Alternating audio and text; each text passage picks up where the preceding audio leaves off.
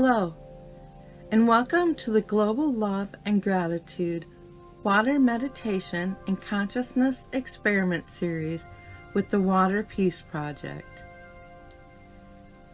Together we are connecting through water for peace, a journey through water and your heart. Water holds the answers to all of our questions. Who are we? Where did we come from? And why are we here? Let's begin with a powerful clearing with the Ho'oponopono prayer. Please connect with your sincere heart and join in resonance by repeating 3 times after me. Water, I am sorry.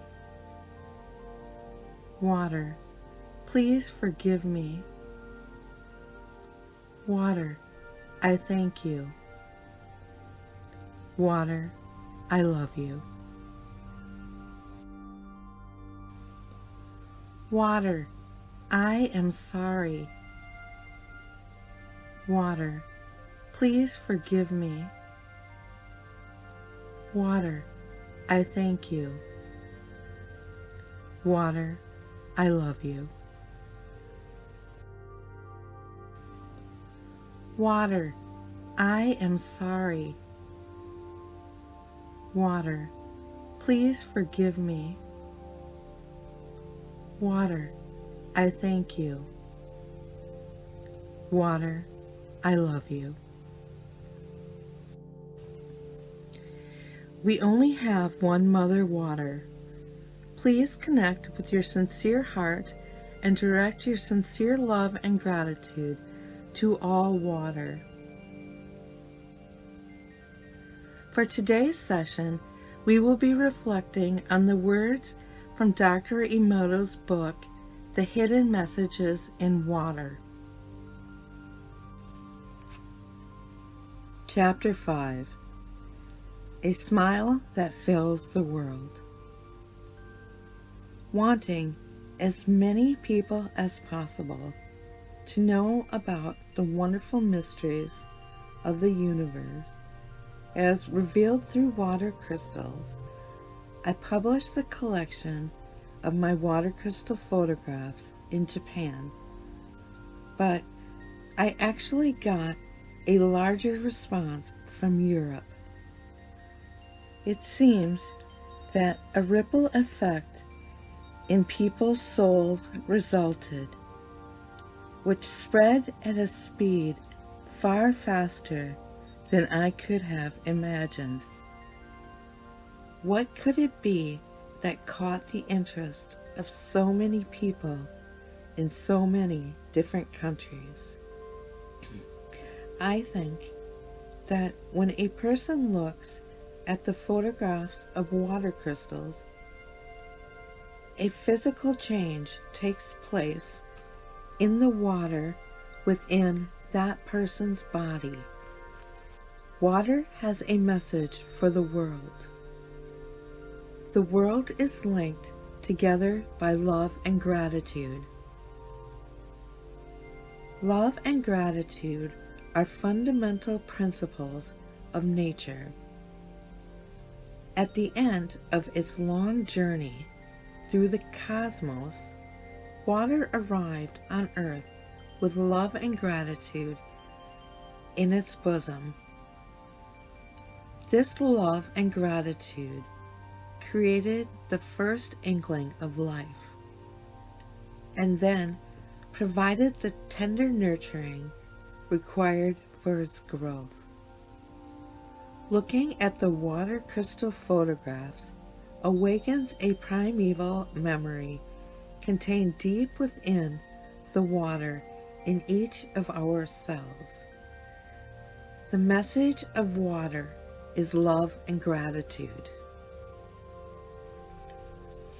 Review the photographs of crystals found on pages 101 through 132 of this book. These images reflect our beautiful world. The photographs indicate the change in water resulting from scenery and music from around the world, and include a comparison between tap water and natural water.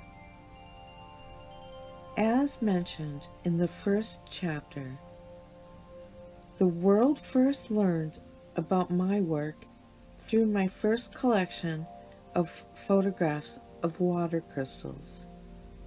This was made possible by the efforts of Shiasuku Owanhand, a Japanese woman with Dutch citizenship, who now serves as my interpreter.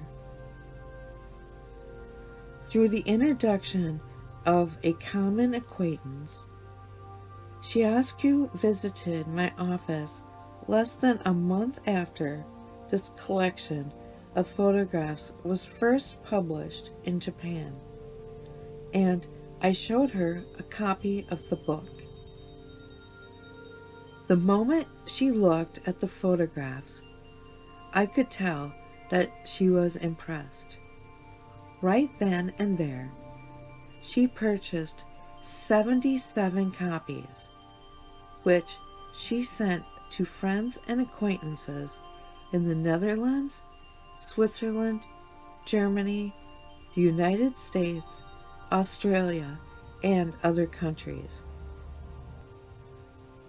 Not long after sending out the books, she started getting a flood of responses in return.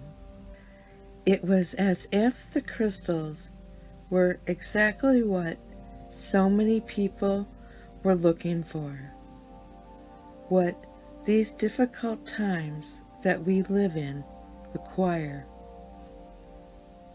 Shiasuku subsequently invited me to give a presentation at a small annual seminar that she hosts in Zurich, Switzerland, entitled Looking for Human Jewels. A week after this event, there was to be a major annual gathering. With Shiasuku's assistance, I would have the opportunity to lecture before several reporters and to be interviewed for articles in a few magazines. The results would be an enormous wave of interest in and understanding of my work.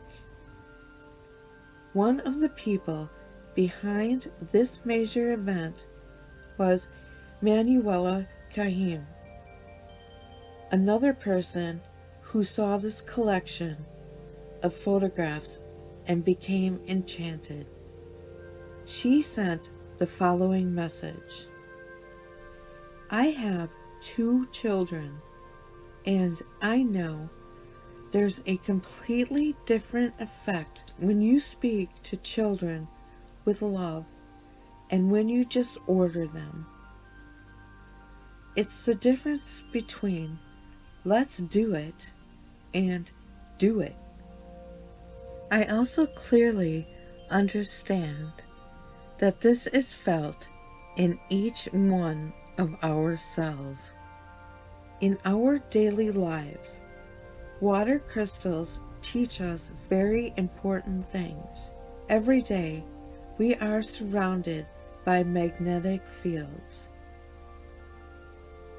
We find it impossible to live without computers, but we can clearly see that there is a great difference between being unaware of the risks of magnetic fields and being aware and careful. I was very impressed.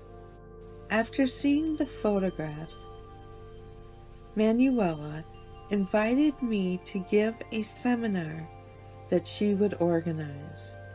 She first talked to the environmental agency of a small town called Shangalant about a lecture on the theme of water and the environment, but they said they couldn't help because the topic was too delicate. She then turned to those more open-minded spiritual matters and gathered groups of people who had a desire to explore that which cannot be seen with the naked eye. All those who heard about the water crystals were visibly impressed and inspired. Thanks to Manuela's efforts, in the course of a week, I gave presentations in 3 cities in Switzerland, and I returned to Japan knowing that there were vast numbers of people with a desire to learn more about what I was doing.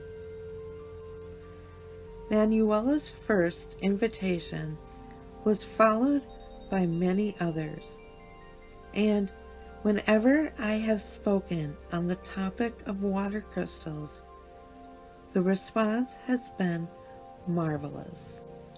I have had the opportunity to make many trips to Europe to give lectures and presentations at halls overflowing with people with a personal and professional interest in water.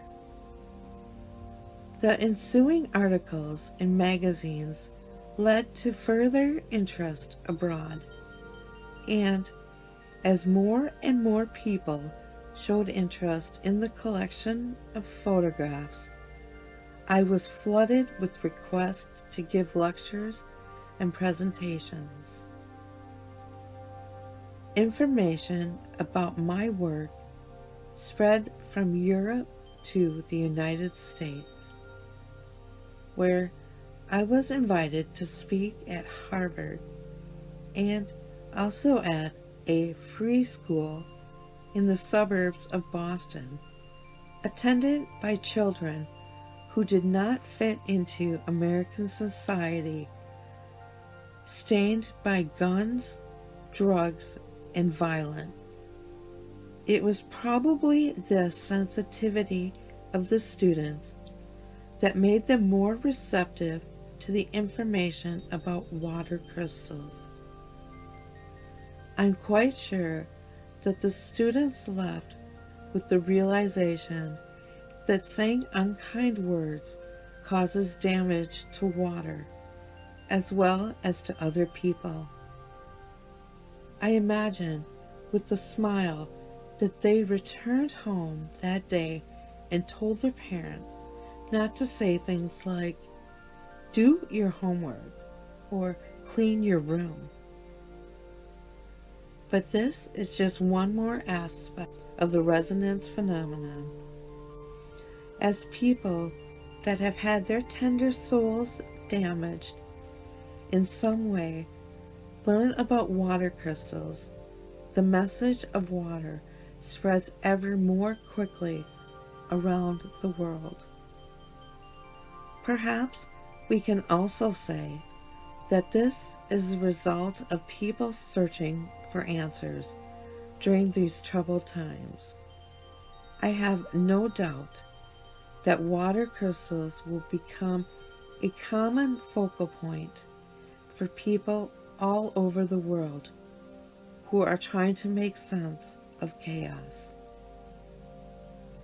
My visits to Germany, Switzerland, the Netherlands, England, France, Italy, Canada, and the United States have given me the opportunity to meet and correspond with many others around the world who are also conducting research into water. Perhaps because water is so mysterious, the approaches are varied and unconventional. All this interest in water means that symposiums and other gatherings are always being held around the world, making me quite busy, sometimes too busy. The symposium in Switzerland has since been held twice more in Lucerne, and it's likely to continue to grow and become more and more international as time goes by. I have also participated in symposiums in Australia and England.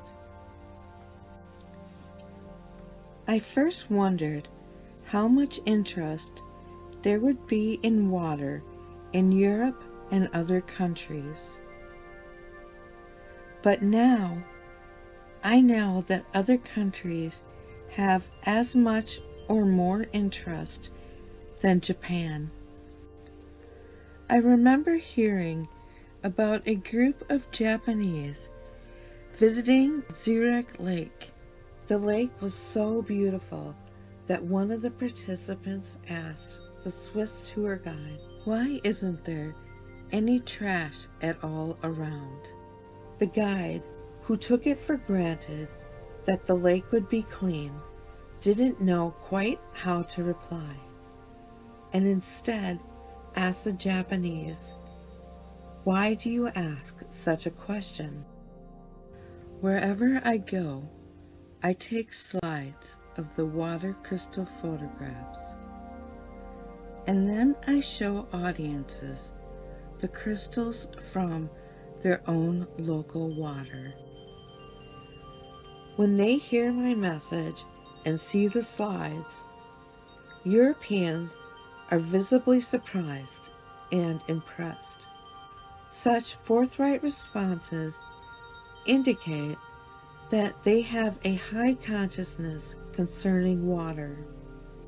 However, my research is limited when I make crystals in Japan, and so people have requested that I open a research facility in Europe.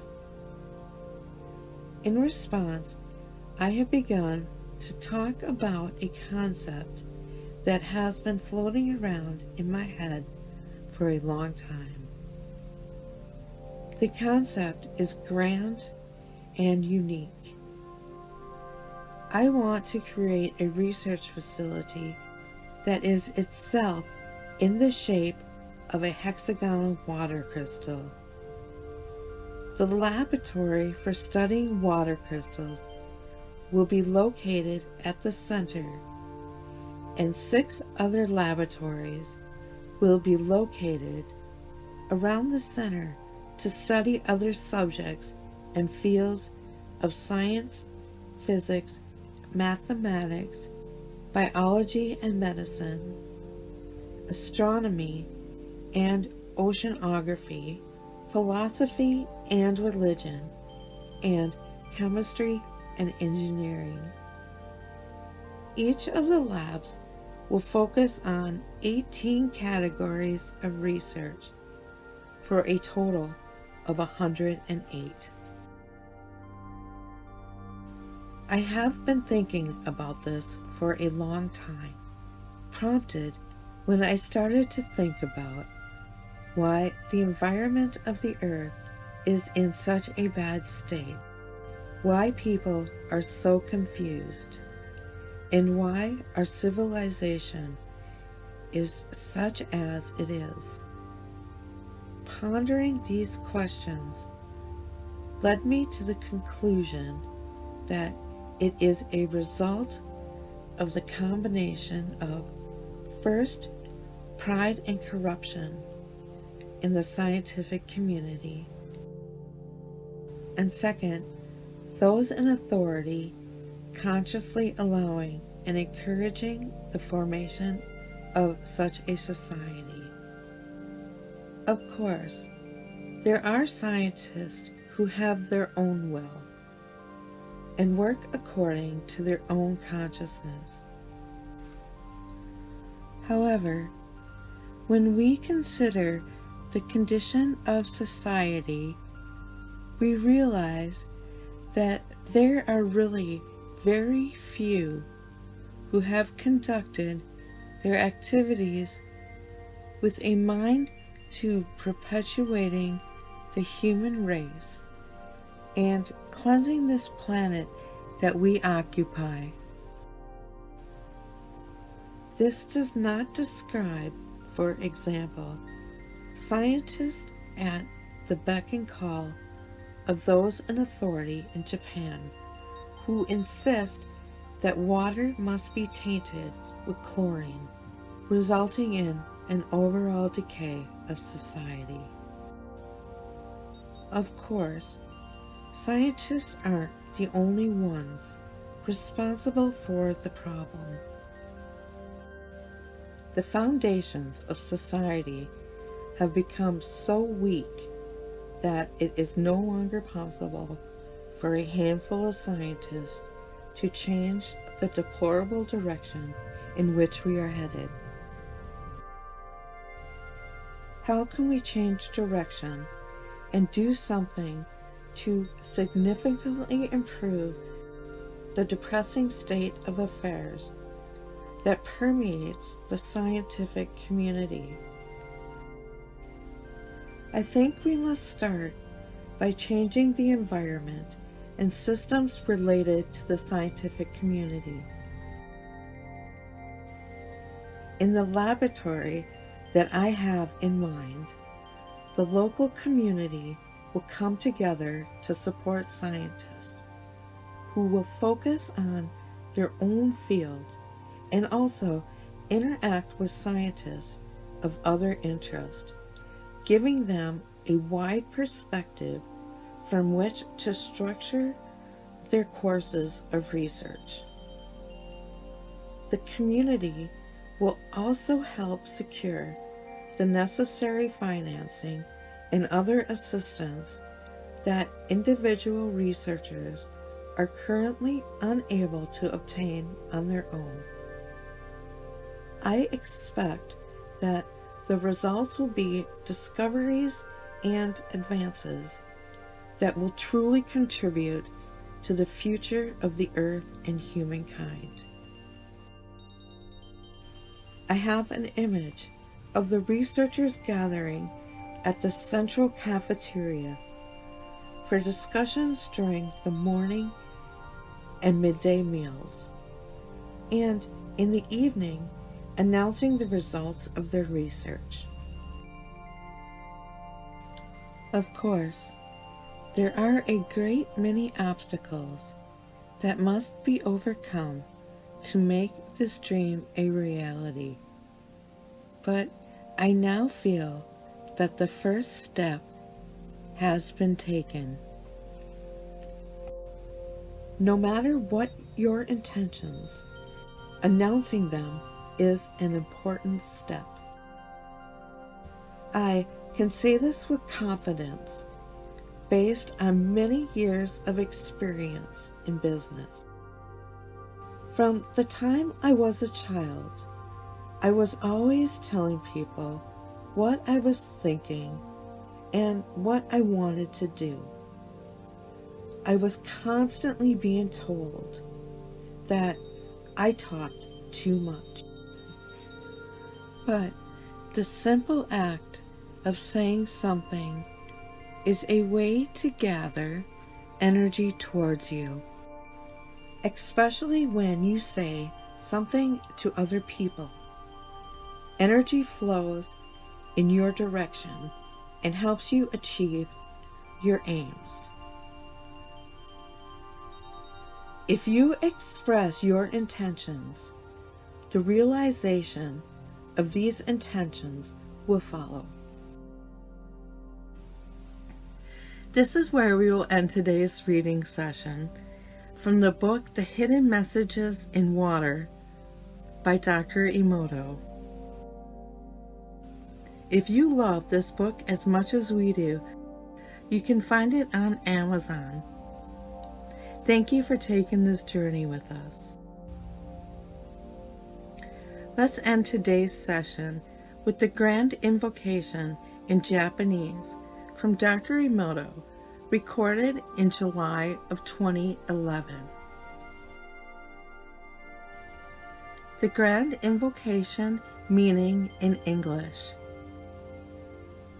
The eternal power of the universe has gathered itself to create a world of true and grand harmony. 大断言、宇宙の無限の力が凝り凝って誠の大和の御代がなりなった。思わ宇宙の無限の力が凝り凝って誠の大和の御代がなりなった。そう宇宙の無限の力が凝り凝って誠の大和の御代がなりなった。Thank you.